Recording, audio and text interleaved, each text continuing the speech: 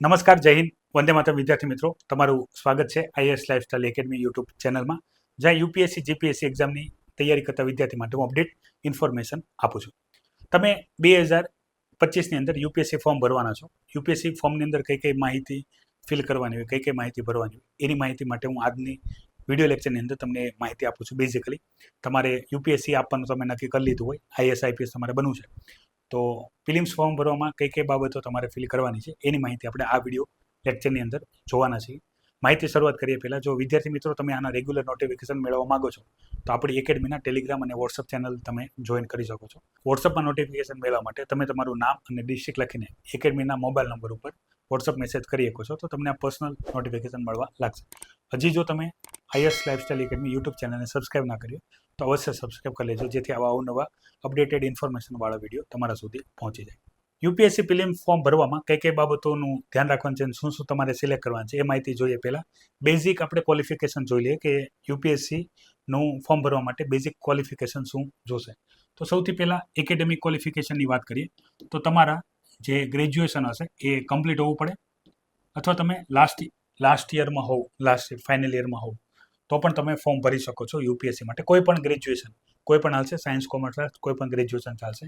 વાત કરીએ એજ લિમિટની, તો એજ લિમિટની અંદર તમારા 21 વર્ષ પૂર્ણ હોવા પડે. આનો ક્રાઇટેરિયા એવું છે, માની લો 2025માં તમે ફોર્મ ભરવાના છો, તો 2025માં ઓગસ્ટ મહિનો 1 ઓગસ્ટ પ્રમાણે તમારા 21 વર્ષ કમ્પ્લીટ હોવા પડે. જો તમારા 1 ઓગસ્ટ 2025માં 21 વર્ષ કમ્પ્લીટ નથી તો તમે 2025નું યુપીએસસી ફોર્મ ભરી શકતા નથી. અને યુપીએસસી ફોર્મ ભરી પણ દો અને કદાચ માની લો તમે પ્રિલિમ પાસ થઈ પણ જશો તો પણ આગળ એક્ઝામ આપી શકશો નહીં. એજ લિમિટની વાત કરીએ અને સાથે સાથે આપણે એટેમ્પની પણ વાત કરીએ તો જનરલ કેટેગરીના વિદ્યાર્થી માટેની એજ લિમિટ છે 21 વર્ષથી લઈને 32 વર્ષ, બરાબર. અને આની અંદર વિદ્યાર્થીઓને 6 એટેમ્પ મળે છે. એટેમ્પ જે હશે એ મળશે 6. પછી વાત કરીએ ઓબીસીના. ઓબીસીની અંદર 21 વર્ષથી લઈને 35 વર્ષ છે, 3 વર્ષ એને એજમાં રિલેક્સેશન મળશે, ત્યાં સુધીની જે એટેમ્પ છે 9. અને એસસી એસટી જે છે, એસટી તો 21 વર્ષથી લઈને 37 વર્ષ, એની અહીંયા લિમિટ નથી, નો લિમિટ. એટેમ્પની કોઈ લિમિટ નથી, પણ 37 વર્ષ સુધી જેટલી પણ એટેમ્પ આપી એટલી એટેમ્પ આપી શકે છે.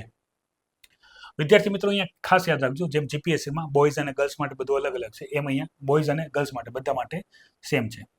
હવે એક સાથે વિદ્યાર્થીઓના સવાલ હતા કે યુપીએસસી એટેમ્પ આપવી ક્યારે જોઈએ, તો એનો અમારો બેઝિકલી એક જ જવાબ છે કે જ્યારે તમારું ઓપ્શનલ સબ્જેક્ટની પાર્શિયલી અથવા સંપૂર્ણ તૈયારી પતી જાય ત્યારે તમારે પ્રિલિમ્સ એક્ઝામ આપવી જોઈએ. કેમ? કારણ કે તમારી પાસે એટેમ્પની લિમિટ છે, એટેમ્પ બગાડવાની નથી.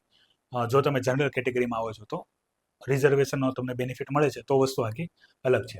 તો વિદ્યાર્થી મિત્રો આ વાત થઈ ગઈ બેઝિક, કે તમારે ગ્રેજ્યુએશનના ફાઇનલ યર અથવા ગ્રેજ્યુએશન કમ્પ્લીટ જોશે, 21 વર્ષ પૂર્ણ જોશે, અને તમે કેટેગરી વાઇઝ કેટલી એટેમ્પ છે તમારી ઓપ્શનલ સબ્જેક્ટની પ્રિપેરેશન થઈ જાય બાદમાં તમે એક્ઝામ આપી શકો છો. હવે વાત કરીએ વિદ્યાર્થી મિત્રો, ફોર્મ તમે જ્યારે ફિલઅપ કરો છો ત્યારે તમારે તમારી જે બેઝિક ડિટેલ હોય છે, તમે તમારું નામ અને આઈડેન્ટિટી અને એજ ને બધું, એજની અંદર ખાસ યાદ રાખજો, જો તમે તમારા એજ 32 વર્ષથી ઓછી છે અને તમે રિઝર્વેશનમાં આવો છો તો તમારે રિઝર્વેશનની અંદર જે એજ લિમિટેશન છે એ તમારે ક્લેમ કરવાની જરૂર નથી. તમે નોર્મલ ફોર્મ ભરી શકો છો કાસ્ટ સિલેક્ટ કરીને. તમે ઓબીસી એસટીમાં આવો છો અને 32 વર્ષથી વધારે ઉંમર છે તો તમારે એજ રિલેક્સેશનમાં યસ કરીને ડિટેલ ફિલ કરવાની રહેશે. હવે તમારે આની અંદર સૌથી પહેલાં જે લેંગ્વેજ પેપર હોય છે, લેંગ્વેજ પેપર એની અંદર તમારે કોઈ એક લેંગ્વેજ સિલેક્ટ કરવાની હોય છે, ઇંગ્લિશ સિવાય. કારણ કે જે લેંગ્વેજ પેપર બી છે, એની અંદર કમ્પલસરી ઇંગ્લિશ લેંગ્વેજ રહેશે. જો તમે આપણી એકેડમીનો એક્ઝામ પેટર્નવાળો લેક્ચર નથી જોયો તો એ જોઈ લેજો તો ખ્યાલ આવી જશે. હવે આની અંદર કમ્પલસરી ઇંગ્લિશ સિવાય જે લેંગ્વેજ પેપર હોય એમાં ગુજરાતના વિદ્યાર્થી હિન્દી અને ગુજરાતી કોમન સિલેક્ટ કરતા હોય છે. મતલબ જે વિદ્યાર્થી હિન્દીથી યુપીએસસી એક્ઝામ આપવા માંગે છે હિન્દીથી કરશે, જે વિદ્યાર્થી ગુજરાતીથી કરતા હોય એ લોકો એઝ અ લેંગ્વેજ પેપર એ ગુજરાતીથી કરશે. હવે આની અંદર જ તમને એક જવાબ મળી ગયો છે કે યુપીએસસીની અંદર તમારે મીડિયમ સિલેક્ટ કરવાનું રહેશે. હવે મીડિયમ તમે કોઈ પણ સિલેક્ટ કરી શકો છો, ઇંગ્લિશ, હિન્દી અને ગુજરાતી, ડિપેન્ડ ઓન યુ. સૌથી સારું મીડિયમની વાત કરીએ તો ઇંગ્લિશ છે, બાદમાં વિદ્યાર્થી હિન્દી અને ગુજરાતી બધા મીડિયમથી એક્ઝામ આપે છે અને બધા મીડિયમ કારગર છે. ઓકે, કોઈ મીડિયમ ખરાબ નથી, બધા મીડિયમ સારા છે. ડિપેન્ડ ઓન યોર મેન્સમાં આન્સર તમે સારા ઇફેક્ટિવ કયા મીડિયમમાં લખી શકો છો જેમાં તમને વધારે માર્ક્સ મળે છે એના ઉપર ડિપેન્ડ છે. હવે માની લો ઇંગ્લિશ હિન્દી મીડિયમ લેશો તો કોઈ ચિંતા નથી, પણ તમે ગુજરાતી મીડિયમ લેશો તો પણ તમારી પ્રિલિમ્સ અને મેન્સના જે ક્વેશ્ચન હશે એનું જે મીડિયમ હશે એ રહેશે ઇંગ્લિશ અને હિન્દી. ઇંગ્લિશ અને હિન્દી. પછી તમારે એક સિલેક્ટ કરવાની રહેશે મીડિયમ સિવાય, એ છે ઓપ્શનલ સબ્જેક્ટ. તો ઓપ્શનલ સબ્જેક્ટ ઉપર વિદ્યાર્થી મિત્રો આપણો ડિટેલ વિડીયો લેક્ચર અવેલેબલ છે, જોઈ લેજો. ઓપ્શનલ સબ્જેક્ટ તમે તમારા ગ્રેજ્યુએશનના અથવા અધર જે આની સિવાય અધર લિટરેચરના જે છે ગ્રેજ્યુએશનના સબ્જેક્ટ કે લિટરેચરના સબ્જેક્ટમાંથી કોઈ એક સબ્જેક્ટ સિલેક્ટ કરવાની રહેશે. એના 2 પેપર આવશે. જો તમે ગુજરાતી મીડિયમથી એક્ઝામ આપો છો અને ઉપર અહીંયા પહેલું પેપર એ ગુજરાતી રાખો છો અને ઓપ્શનલ સબ્જેક્ટમાં ગુજરાતી લિટરેચર રાખો છો, તો એવા કન્ડિશનમાં તમારું એક અને આ 3 પેપર જ માત્ર ગુજરાતી, એના સવાલ ગુજરાતીમાં આવશે. અધરવાઇઝ બાકીના બધા સવાલ ઇંગ્લિશ અને હિન્દીમાં આવશે. વિદ્યાર્થી મિત્રો, ગુજરાતી લિટરેચરનો પણ આપણો ઓપ્શનલ સબ્જેક્ટનો કોર્સ અવેલેબલ છે. એ કોર્સ જોઈન કરવા માટે અને કોર્સની માહિતી માટે તમે એકેડમીના મોબાઈલ નંબર ઉપર કોલ કરી શકો છો, જો તમારો ઓપ્શનલ સબ્જેક્ટ ગુજરાતી લિટરેચર તમે સિલેક્ટ કરી લીધો હોય તો વિદ્યાર્થી મિત્રો, આ બેઝિકલી બાબત હતા કે જો તમે 2025ના ફેબ્રુઆરીમાં યુપીએસસી ફોર્મ ભરવાના છો તો તમારે કઈ બાબતોનું ધ્યાન રાખવાનું છે અને શું સિલેક્ટ કરવાનું છે. સિલેક્ટ કરવા પહેલાં તમારે ધ્યાનથી પ્રીવિયસ યર ક્વેશ્ચન પેપર, ટોપર્સના જે રિવ્યૂ હોય, ફીડબેક હોય, એ તમારે જોવાના રહેશે કે જેના આધારે તમે નક્કી કરી શકો તમારે કઈ રીતે આગળ વધવું છે. તો વિદ્યાર્થી મિત્રો,